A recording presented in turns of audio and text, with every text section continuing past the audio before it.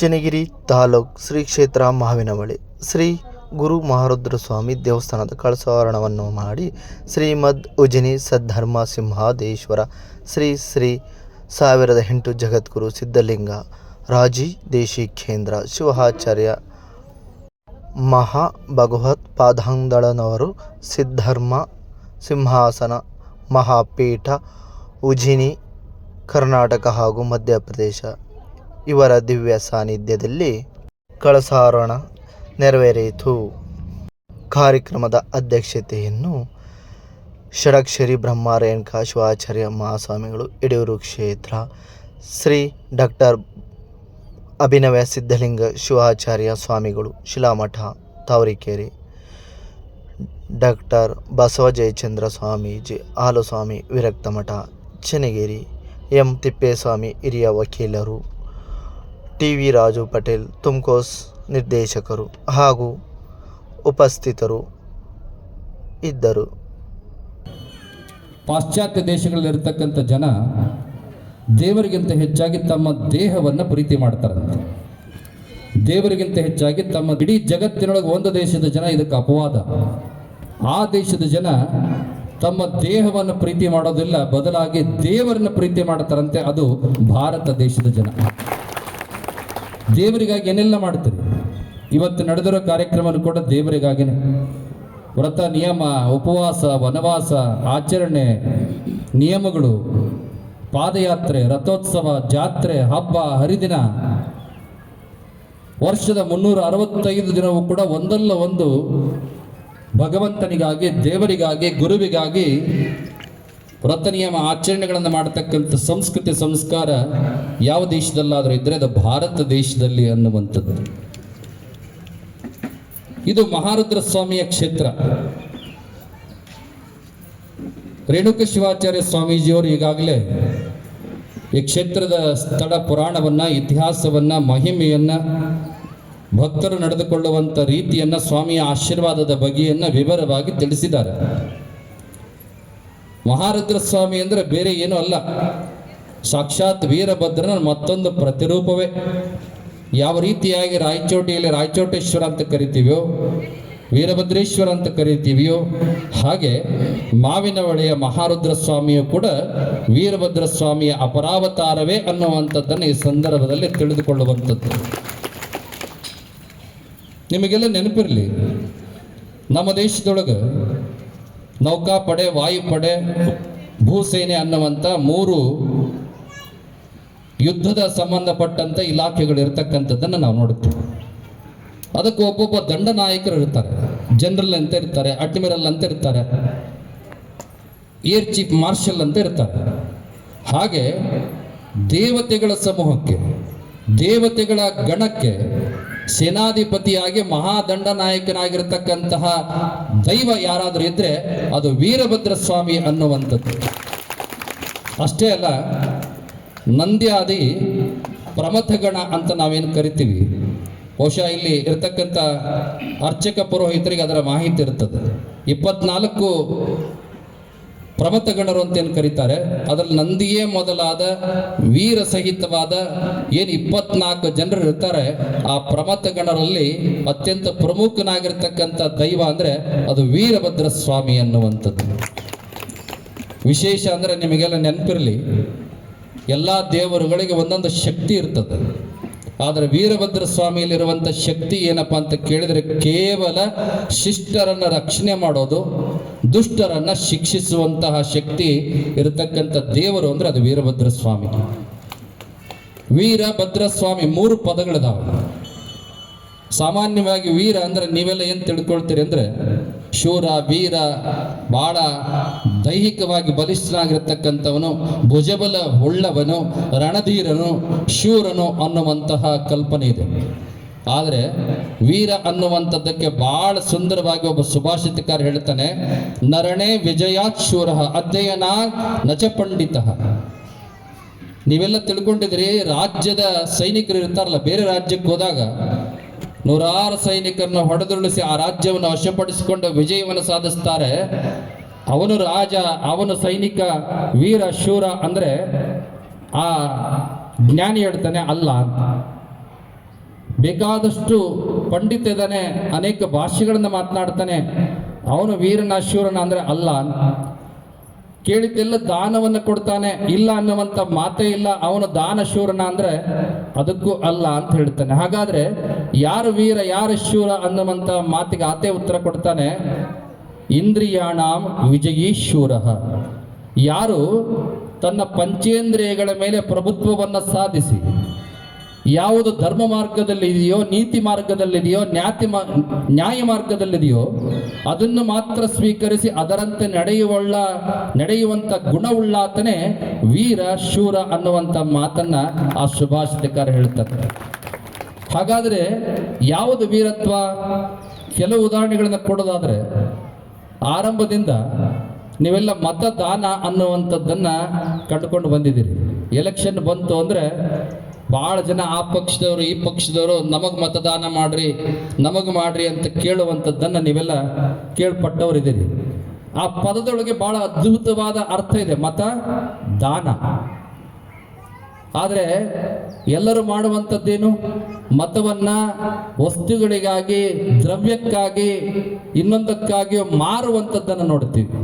ಇದು ಆ ಸಂವಿಧಾನದ ಪವಿತ್ರವಾದ ಮತದಾನ ಪದದ ಅರ್ಥಕ್ಕೆ ನಿಜವಾಗಲೂ ಕೂಡ ವಿರೋಧವಾಗಿರ್ತಕ್ಕಂಥದ್ದು. ಹಾಗಾದರೆ ಯಾವುದು ಮತದಾನ ಅಂತ ಅನ್ನೋದಾದರೆ, ಆ ವ್ಯಕ್ತಿಯಿಂದ ಒಂದು ನಯಾ ಪೈಸೆಯನ್ನು ಪಡೆಯದೆ, ಲಿಂಗವನ್ನು ನೋಡದೆ, ಜಾತಿಯನ್ನು ನೋಡದೆ, ಧರ್ಮವನ್ನು ನೋಡದೆ ಒಳ್ಳೆಯ ವ್ಯಕ್ತಿಯನ್ನು ನಿಮ್ಮ ನಾಯಕನನ್ನಾಗಿ ಆರಿಸಿಕೊಳ್ಳುವುದಕ್ಕಾಗಿ ಸಂವಿಧಾನ ನಿಮಗೆ ಕೊಟ್ಟಂತ ಒಂದು ಅದ್ಭುತವಾದ ಅವಕಾಶವೇ ಮತದಾನ ಅನ್ನುವಂಥದ್ದನ್ನು ಅರ್ಥ ಮಾಡ್ಕೋಬೇಕು. ವಸ್ತುಗಳಿಗಾಗಿ, ದ್ರವ್ಯಗಳಿಗಾಗಿ, ಇನ್ನೊಂದಕ್ಕಾಗಿ ನಿಮ್ಮ ಮತವನ್ನು ಮಾರದೆ ಪವಿತ್ರವಾದ ರೀತಿಯೊಳಗೆ ಯೋಗ್ಯ ವ್ಯಕ್ತಿಗೆ ದಾನವನ್ನು ಮಾಡತಕ್ಕಂಥದ್ದು ಏನಿದೆಯಲ್ಲ, ಅದು ನಿಜವಾದ ವೀರತ್ವ, ಶೂರತ್ವ ಅನ್ನುವಂಥದ್ದನ್ನು ಅರ್ಥ ಮಾಡ್ಕೋಬೇಕು. ಎರಡನೇದ್ದು, ಸಾಮಾನ್ಯವಾಗಿ 1956ನೇ ಇಸ್ವಿಯೊಳಗೆ ವರದಕ್ಷಿಣೆ ನಿಷೇಧ ಕಾನೂನು ಬಂದಿದೆ. 86ರಲ್ಲಿ ಅದನ್ನು ಮತ್ತೆ ಮರುಪರಿವರ್ತನೆ ಮಾಡಿದ್ದಾರೆ. ವರದಕ್ಷಿಣೆ ಇಸ್ಕೊಳ್ಬಾರ್ದು, ಕೊಡಬಾರ್ದು ಅನ್ನುವಂಥದ್ದು ಕಾನೂನು. ಆದರೆ ಇಸ್ಕೊಳ್ಳೋರು ಬಿಟ್ಟಿಲ್ಲ, ಕೊಡೋರ ಸಂಖ್ಯೆನೂ ಕಡಿಮೆ ಇಲ್ಲ. ಎಲ್ಲಿವರೆಗೂ ಕೊಡೋರು ಇರ್ತಾರೆ ಅಲ್ಲಿವರೆಗೂ ಇಸ್ಕೊಳ್ಳೋರು ಇರ್ತಾರೆ. ಆದರೆ ನಿಜವಾದ ಅರ್ಥದೊಳಗೆ ಶಾಸ್ತ್ರದಲ್ಲಿ ದಾನಗಳಲ್ಲಿ ಅತ್ಯಂತ ಶ್ರೇಷ್ಠವಾದ ದಾನ ಅಂತ ಕರೆದಿರೋದು ಕನ್ಯಾದಾನ. ಕನ್ಯಾ ದಕ್ಷಿಣೆಯನ್ನು ಹೊರತುಪಡಿಸಿ, ಅದೇ ದೊಡ್ಡ ದಕ್ಷಿಣೆ. ನಿಮ್ಮ ಸುಖಕ್ಕಾಗಿ, ನಿಮ್ಮ ಮನೆಯ ವಂಶೋಭಿವೃದ್ಧಿಗಾಗಿ, ನಿಮ್ಮ ಮನೆಯ ಎಲ್ಲ ವ್ಯವಸ್ಥೆಯ ಸೇವೆಗಾಗಿ ಆ ತಾಯಿ ಹೊತ್ತ ಮನೆಯನ್ನ, ಹೆತ್ತ ಮನೆಯನ್ನ ತೊರೆದು ಬರ್ತಾಳಲ್ಲ, ಆ ತ್ಯಾಗಮಯಿಯನ್ನ ನೀವು ದಕ್ಷಿಣೆ ಕೊಟ್ಟು ಇಸ್ಕೊಳ್ಬೇಕು. ಇದು ಪದ್ಧತಿ. ಆದರೆ ಅದನ್ನು ಸ್ವೀಕರಿಸಿ ಜೊತೆಗೆ ಆ ವರದಕ್ಷಿಣೆಯನ್ನು ತೆಗೆದುಕೊಳ್ಳುವಂಥದ್ದು ನಿಜವಾಗಲೂ ಕೂಡ ಇದು ಅರ್ಥಹೀನವಾಗಿರತಕ್ಕಂಥದ್ದು. ಆ ಸಂವಿಧಾನ ಪ್ರದತ್ತವಾಗಿರ್ತಕ್ಕಂಥ, ಕಾನೂನು ಪ್ರದತ್ತವಾಗಿರ್ತಕ್ಕಂಥ ವರದಕ್ಷಿಣೆ ನಿಷೇಧವನ್ನ ಪರಿಪಾಲಿಸಿ ಕನ್ಯಾ ದಕ್ಷಿಣೆಯನ್ನು ಹೊರತುಪಡಿಸಿ ಅತ್ತೆ ಮಾವಂದರಿಂದ ಒಂದು ನಯಾ ಪೈಸೆಯನ್ನು ಪಡೆದು ಯಾರು ಮದುವೆ ಆಗ್ತಾರಲ್ಲ, ಅವನು ನಿಜವಾದ ವೀರ, ಅವನು ನಿಜವಾದ ಶೂರ ಅನ್ನುವಂಥದ್ದನ್ನು ಅರ್ಥ ಮಾಡ್ಕೋಬೇಕು. ಇದರ ಜೊತೆಗೆ ಲಂಚ ಪಡೆಯೋದು ಅಪರಾಧ, ಲಂಚ ಕೊಡೋದು ಅಪರಾಧ. ಇದನ್ನ ಜಾಗೃತಿ ಆಗಬೇಕು. ಪಡೆದುಕೊಳ್ಳೋದು ಕೂಡ ವೀರತ್ವ ಅಲ್ಲ, ತೆಗೆದುಕೊಳ್ಳೋದು ಕೂಡ ವೀರತ್ವ ಅಲ್ಲ, ಕೊಡೋದು ಕೂಡ ವೀರತ್ವ ಅಲ್ಲ. ಇದೆಲ್ಲದರ ಜೊತೆಗೆ ಬಹಳ ಅರ್ಥಪೂರ್ಣವಾಗಿ ಹೇಳುವಂತ ಇನ್ನೊಂದು ಮಾತೇನಂದ್ರೆ, ಸಾಮಾನ್ಯವಾಗಿ ವಿವಾಹ ಸಂಸ್ಕಾರದೊಳಗೆ ಪತಿ ಪತ್ನಿಯರಿಬ್ಬರು ಕೂಡ ವಚನವನ್ನು ಸ್ವೀಕಾರ ಮಾಡುತ್ತಾರೆ. ನಮ್ಮ ಪುರೋಹಿತರು ಹೇಳ್ಕೊಡ್ತಾರೆ, ಕರ್ಮೇಚ ಅರ್ಥೇಚ ಕಾಮೇಚ ನಾತಿಚರಾಮಿ ಅಂತ ಹೇಳಿ. ಅಂದ್ರೆ ಧರ್ಮದಿಂದಲಾಗ್ಲಿ, ಸಂಪತ್ತಿನಿಂದಲಾಗ್ಲಿ, ಅರ್ಥದಿಂದಲಾಗ್ಲಿ, ಕಾಮದಿಂದಲಾಗ್ಲಿ ಅಥವಾ ಬೇರಾವುದೇ ರೀತಿಯಿಂದಲಾಗ್ಲಿ ನಾನು ನಿನ್ಗೆ, ನೀನು ನನಗೆ ಅತಿಕ್ರಮಿಸಬಾರದು. ಅದರ ಅರ್ಥ ಸರಳವಾಗಿ ಹೇಳೋದಾದ್ರೆ ವಂಚಿಸಬಾರದು, ದ್ರೋಹವನ್ನು ಮಾಡಬಾರದು ಅನ್ನುವಂಥದ್ದು. ಹಾಗೆ ವಚನಕಾರ ಬಹಳ ಚಂದ ಹೇಳ್ತಾರೆ, ಏನಂದ್ರೆ ಛಲಬೇಕು ಶರಣಂಗೆ ಪರಧನವನ್ನೊಲ್ಲೆನೆಂಬ, ಛಲಬೇಕು ಶರಣಂಗೆ ಪರಸತಿಯನ್ನೊಲ್ಲೆನೆಂಬ ಈ ಭಾವದೊಳಗ ಬದುಕುವಂಥದ್ದು. ಸುಖವೋ ದುಃಖವೋ ಅವನು ಅವಳಲ್ಲಿಯೇ, ಅವಳು ಅವನಲ್ಲಿಯೇ ಕಂಡುಕೊಳ್ಳುವಂಥ ವ್ಯವಸ್ಥೆಯನ್ನು ಯಾರು ಪರಿಪಾಲಿಸ್ತಾರಲ್ಲ, ಅವನು ನಿಜವಾದ ವೀರ, ಶೂರ ಅನ್ನುವಂಥದ್ದನ್ನ ಅರ್ಥ ಮಾಡ್ಕೋಬೇಕು. ಡಾಕ್ಟರ್ ಹೇಳ್ತಾರೆ, BP ಬರ್ತದ, ಜಾಸ್ತಿ ಏನ್ ತಿನ್ಬೇಡ್ರಿ, ಉಪ್ಪು ತಿನ್ಬೇಡ್ರಿ, ಎಣ್ಣೆ ತಿನ್ಬೇಡ್ರಿ. ಶುಗರ್ ಬರ್ತದ, ಜಾಸ್ತಿ ಸಕ್ಕರೆ ತಿನ್ಬೇಡ್ರಿ. ಜ್ಞಾನಿಗಳು ಹೇಳ್ತಾರೆ, ಒಳ್ಳೆಯದನ್ನು ಕೇಳ್ರಿ, ಕೆಟ್ಟದ್ದನ್ನು ಕೇಳಬೇಡ್ರಿ. ಒಳ್ಳೆಯದನ್ನು ಮಾತನಾಡ್ರಿ, ಕೆಟ್ಟದ್ದನ್ನು ಮಾತನಾಡಬೇಡ್ರಿ, ಒಳ್ಳೆಯದನ್ನು ನೋಡ್ರಿ, ಒಳ್ಳೆಯದನ್ನು ನೀವೆಲ್ಲ ವಿಚಾರ ಮಾಡ್ರಿ, ಕೆಟ್ಟದ್ದನ್ನು ನೋಡಬೇಡ್ರಿ. ಈ ರೀತಿಯಾಗಿ ನಡೆದುಕೊಳ್ಳುವಂಥ ಗುಣ ಯಾವ ವ್ಯಕ್ತಿಯಲ್ಲಿ ಇರ್ತದಲ್ಲ ಅವನು ವೀರ, ಅವನು ಶೂರ ಅನ್ನುವಂಥದ್ದನ್ನು ಅರ್ಥ ಮಾಡ್ಕೋಬೇಕು.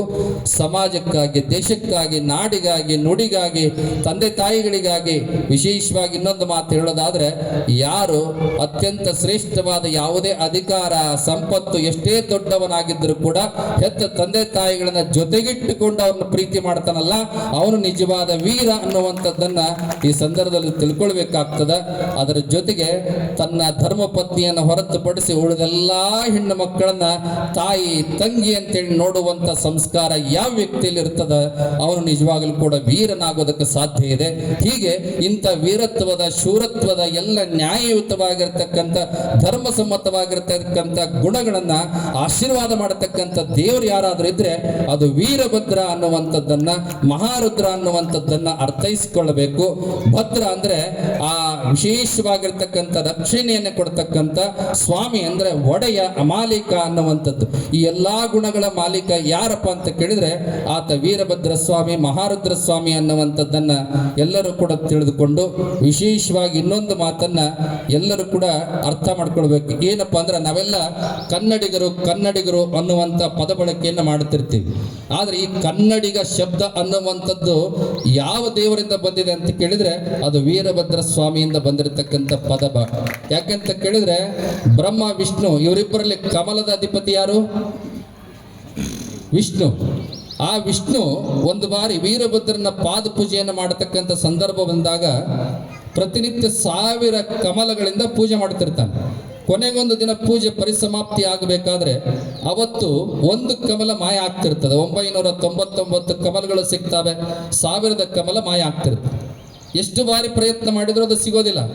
ಕೊನೆಗೆ ಇದು ವೀರಭದ್ರ ಸ್ವಾಮಿಯ ಮಾಯೆ ಅಂತ ಅರಿತು ಕಮಲಜನಾಗಿರ್ತಕ್ಕಂಥ ವಿಷ್ಣು ತನ್ನ ಕಣ್ಣನ್ನೇ ವೀರಭದ್ರನ ಪಾದದ ಅಡಿಗೆ ಅರ್ಪಣೆ ಮಾಡಿದ ಅನ್ನುವಂಥ ಉಲ್ಲೇಖ ಅನೇಕ ಗ್ರಂಥಗಳಲ್ಲಿ, ಶಾಸ್ತ್ರಗಳಲ್ಲಿ ಬರ್ತದೆ. ಅದರ ಅರ್ಥ ಕಣ್ಣನ್ನ ಅಡಿಗೆ ಇರಿಸಿಕೊಂಡವ ಕನ್ನಡಿಗ ಅನ್ನುವಂಥ ಮಾತು ಬರ್ತದೆ. ವೀರಭದ್ರ ಸ್ವಾಮಿ ಅಂದ್ರೆ ಕನ್ನಡಿಗ. ಇದರ ಅರ್ಥ ಏನಪ್ಪಾ ಅಂದ್ರೆ ವೀರಭದ್ರ ಸ್ವಾಮಿ. ಪ್ರತಿಯೊಬ್ಬ ಕನ್ನಡಿಗರ ದೇವರು ಯಾರು ಅಂದ್ರೆ ಅದು ಮಹಾರುದ್ರ, ಹಾಗೆ ವೀರಭದ್ರ ಅನ್ನುವಂಥದ್ದನ್ನ ಎಲ್ಲ ಕನ್ನಡಿಗರ ಹೆಮ್ಮೆಯಿಂದ ಅದನ್ನ ಅರ್ಥೈಸಿಕೊಳ್ಳಬೇಕು ಅನ್ನುವಂಥದ್ದು. ಇದೆಲ್ಲದರ ಜೊತೆಗೆ ಸಾಕ್ಷಾತ್ ಆಂಜನೇಯ ಸ್ವಾಮಿ, ವಿಶೇಷವಾಗಿ ನಿಮಗೆ ಸಪ್ತ ಚಿರಂಜೀವಿಗಳಲ್ಲಿ ಒಬ್ಬ ಅಂತ ನಾವೇನು ಕರಿತೀವಿ, ಆ ಆಂಜನೇಯ ಸ್ವಾಮಿಗೆ ಲಿಂಗಧಾರಣೆ ಮಾಡಿದಂಥ ದೈವ ಯಾರಾದರೂ ಇದ್ರೆ ಅದೇ ರಂಭಾಪುರಿ ಪೀಠದ ಗೋತ್ರ ಪುರುಷ ವೀರಭದ್ರ ಸ್ವಾಮಿ ಅನ್ನುವಂಥದ್ದನ್ನ ಈ ಸಂದರ್ಭದಲ್ಲಿ ತಿಳಿಯಪಡಿಸ್ತಾ ಬಹಳ ವಿಚಾರಗಳದಾವ. ಆದ್ರೆ ಸಮಯದ ಎಲ್ಲ ಮಹತ್ವವನ್ನು ಅರಿತು ಕರೆಕ್ಟ್ ಆಗಿ 12 ಗಂಟೆ ಅಭಿಜಿನ್ ಲಗ್ನದ ಮುಹೂರ್ತದಲ್ಲಿ ಆ ಕಳಸಾರುಣ ಆಗತಕ್ಕಂಥ ಅವಶ್ಯಕತೆ ಇರೋ ಕಾರಣಕ್ಕಾಗಿ ಎಲ್ಲರ ಮಾತುಗಳನ್ನು ಮೊಟಕುಗೊಳಿಸಿ ಸನ್ನಿಧಿಯವರು ಕೂಡ ಆಶೀರ್ವಚನವನ್ನ ಅತ್ಯಂತ ವೇಗದಲ್ಲಿ ಮಾಡತಕ್ಕಂಥ, ಸಂಕ್ಷಿಪ್ತಗೊಳಿಸಿ ಆಶೀರ್ವಚನ ಮಾಡತಕ್ಕಂಥ ಹಿನ್ನೆಲೆಯೊಳಗೆ ನಾವಾದ್ರೂ ಕೂಡ ಇದೇವೆ ಅನ್ನುವಂಥದ್ದು. ಒಟ್ಟಾರೆ ಅರ್ಥದೊಳಗೆ ವೀರಭದ್ರನನ್ನ ಯಾರು ಆರಾಧನೆ ಮಾಡ್ತೀರಿ ಅವರೆಲ್ಲರೂ ಕೂಡ ಭಾಗ್ಯವಂತರು, ಪುಣ್ಯವಂತರು ಅನ್ನುವಂಥದ್ದು. ಅಷ್ಟೇ ಅಲ್ಲ, ಅದರಲ್ಲಿ ಈ ಮಹಾರುದ್ರ ಸ್ವಾಮಿಯ ಕ್ಷೇತ್ರ ಒಬ್ಬ ಪವಾಡ ಸದೃಶ್ಯವಾಗಿರ್ತಕ್ಕಂಥ ಮಹಾತ್ಮರ ಲಿಂಗೈಕ್ಯ ಸಮಾಧಿಯ ಮೇಲೆ ಆ ಸ್ವಾಮಿ ಇರತಕ್ಕಂಥದ್ದು ಆ ಶಕ್ತಿಯನ್ನ ಮತ್ತಷ್ಟು ನೂರ್ಮಡಿಗೊಳಿಸಿದೆ. ಆ ಹಿನ್ನೆಲೆಯೊಳಗ ಏನನ್ನಾದ್ರೂ ಕೇಳಿಕೊಂಡ್ರೆ ಅಲ್ಲಿ ಸಂಜ್ಞಾ ರೂಪದೊಳಗ, ಪ್ರಸಾದ ರೂಪದೊಳಗ ಹೇಳಿಕೆಯನ್ನ, ಅಪ್ಪಣೆಯನ್ನ ಕೊಡ್ತಕ್ಕಂಥ ವ್ಯವಸ್ಥೆಯೂ ಕೂಡ ಈ ಕ್ಷೇತ್ರದಲ್ಲಿ ಇರೋ ಕಾರಣಕ್ಕಾಗಿ ಒಂದರ್ಥದೊಳಗೆ ಇದು ಸದ್ಧರ್ಮದ ಕ್ಷೇತ್ರವಾಗಿ, ಸರ್ವ ಧರ್ಮದ ಕ್ಷೇತ್ರವಾಗಿ, ಸರ್ವ ಜನಾಂಗದ ಎಲ್ಲರ ಆರಾಧ್ಯ ಕ್ಷೇತ್ರವಾಗಿ ಮೆರೀತಾ ಇರತಕ್ಕಂಥದ್ದನ್ನ ನಾವಾದ್ರೂ ಕೂಡ ನೋಡ್ತಾ ಇದ್ದೇವೆ. ವಿಶೇಷವಾಗಿ 2ನೇ ಬಾರಿಗೆ ಈ ಕ್ಷೇತ್ರಕ್ಕೆ ಬಂದಿರತಕ್ಕಂಥದ್ದು.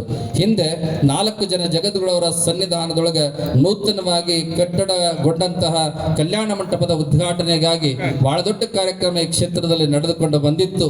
ಈ ಬಾರಿ ಸ್ವಾಮಿಯ ಅಪ್ಪಣೆ ಆದೇಶದ ಮೇರೆಗೆ ಉಜ್ಜಯಿನಿ ಜಗದ್ಗುರುವರೇ ಬಂದು ಕಳಸಾರೋಹಣವನ್ನು ಮಾಡಬೇಕು ಅನ್ನುವಂತಹ ಒಂದು ಆದೇಶ ಆದ ಪ್ರಯುಕ್ತವಾಗಿ ನಮ್ಮ ಈ ಕ್ಷೇತ್ರದ ಒಂದು ಅಧ್ಯಕ್ಷರಾಗಿರ್ತಕ್ಕಂಥ ರೇಣುಕ ಶಿವಾಚಾರ್ಯ ಸ್ವಾಮೀಜಿಯವರು ಬಹಳಷ್ಟು ಆಗ್ರಹದ ವಿನಂತಿಯನ್ನು ಮಾಡಿಕೊಂಡು ಅನೇಕ ಮುಹೂರ್ತಗಳನ್ನು ಪರಿಶೋಧಿಸಿ ನಮ್ಮೆಲ್ಲ ಶಾಸ್ತ್ರಿ ಬಳಗಲಿದ್ದಾರೆ ಅವರೆಲ್ಲರ ಮೂಲಕವಾಗಿ